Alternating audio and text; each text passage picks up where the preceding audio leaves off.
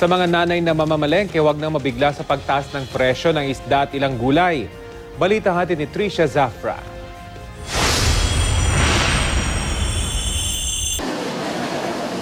Tumaas na ang bentahan ng laman dagat sa ilang pamilihan sa Maynila at Quezon City. Ang isda tumaas ng 10 hanggang 40 pesos kada kilo. Ngayon ang galunggong ho, 120, 110. Noong nakaraan, 80. Ang tulingan, 70. Ngayon ang tulingan, 100.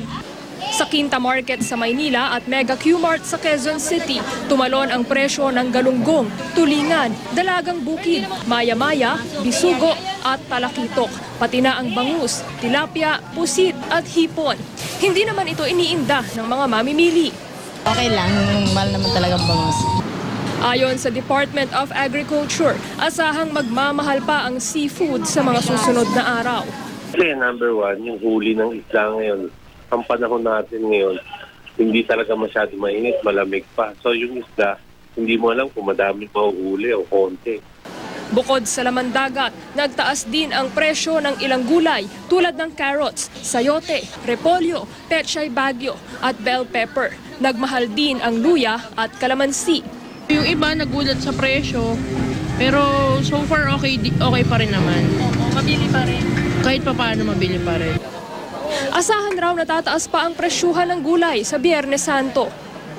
Isang dahilan kaya sumisipa ang presyo pagdating ng Biyernes Santo ay dahil kaunti na lamang daw ang nagbabiyahe ng mga supply pagdating ng Huwebes Santo. Dahil malaki ang demand at kaunti ang pagkukunan ng supply, tumataas ang puhunan.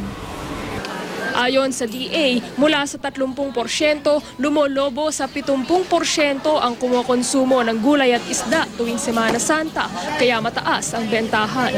Talaga nakabudget na, ganun talaga eh. Pagdating talaga ng mahal na araw, talagang yun lang naman ang kakainin mo dahil Sagrado Katoliko kami.